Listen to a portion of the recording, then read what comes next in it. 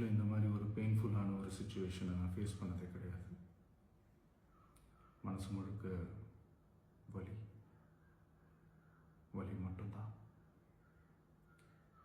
இந்த சுற்றுப்பயணத்தில்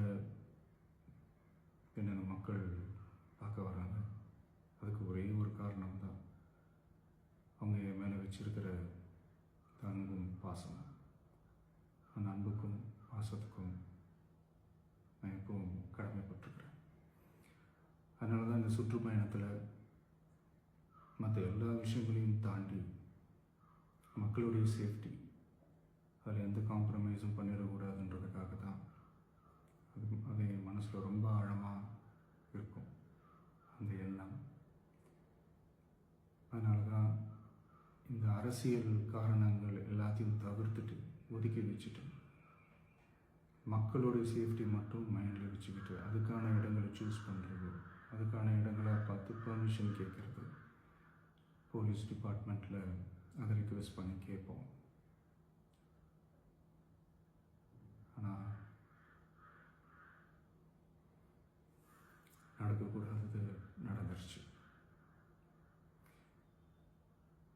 நானும் மனுஷன் தானே. அந்த நேரத்தில் அத்தனை பேர் பாதிக்கப்பட்டு இருக்கும்போது எப்படி அந்த ஊரை விட்டுட்டு என்னால் கிளம்பி வர முடியும்? நான் திரும்ப அங்கே போகணும்னு இருந்துச்சுன்னா அதை ஒரு காரணம் காட்டி அங்கே வேறு சில பதட்டமான சுச்சுவேஷன்ஸ், வேறு சில அசம்பாவிதங்கள் அந்த மாதிரி எதுவும் நடந்துடக்கூடாதுன்றதுக்காக தான் நாங்கள் அவாய்ட் பண்ணோம். இந்த நேரத்தில் சொந்தங்களை இழந்து தவிக்கிற அத்தனை குடும்பங்களுக்கும் என்னுடைய ஆழ்ந்த இரங்கலை தெரிவிச்சுக்கிறேன். எனக்கு தெரியும், என்ன சொன்னாலும் இது ஈடையாகாதுன்னு எனக்கு தெரியும். ஹாஸ்பிட்டலில் ட்ரீட் பண்ணிகிட்ருக்கிற எல்லாருமே சீக்கிரமாக க்யூர் ஆகி வரணுன்றதை இந்த நேரத்தில் நான் வேண்டிக்கிறேன்.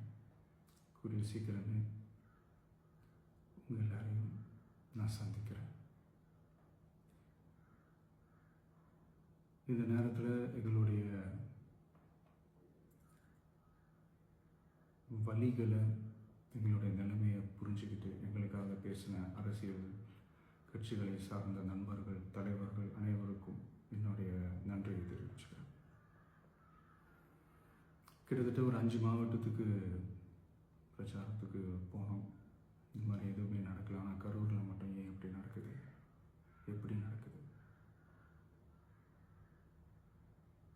மக்களுக்கு எல்லா உண்மையும் தெரியும். மக்கள் எல்லாத்தையும் பார்த்துக்கிட்டு இருக்கிறாங்க. கரூரை சேர்ந்த அந்த மக்கள் அந்த உண்மையெல்லாம் வெளியில் சொல்லும்போது எனக்கு கடவுளே நேரில் வந்து இறங்கி அந்த உண்மைகள்லாம் சொல்கிற மாதிரி எனக்கு தோணுச்சு.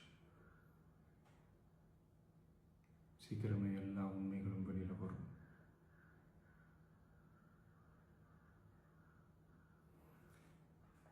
எங்களுக்கு தரப்பட்ட இடத்துல நாங்கள் போய் அந்த அந்த ஸ்பாட்டில் நின்று நாங்கள் பேசிட்டு வந்தோம். அதை தாண்டி எந்த தவறும் எங்கள் சைடில் நாங்கள் எதுவும் செய்யலை. பட் இருந்தாலும் எங்கள் கட்சியை சேர்ந்த நிர்வாகிகள், தோழர்கள் மேலே எஃப்ஐஆர், அது மட்டும் இல்லை சோஷியல் மீடியாவை சேர்ந்த நண்பர்கள், தோழர்கள் அவங்க மேலே எஃப்ஐஆர்லாம் போட்டு இப்போ பிடிச்சிக்கிட்டு இருக்கிறாங்க.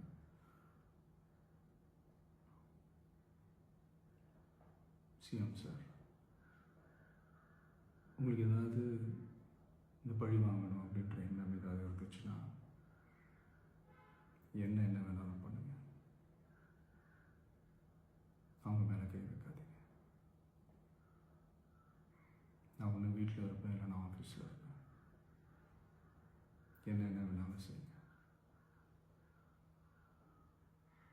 நண்பர்களே, தோழர்களே, நம்மளுடைய அரசியல் பயணம் இன்னும் ஸ்ட்ராங்காக, இன்னும் தைரியத்தோடு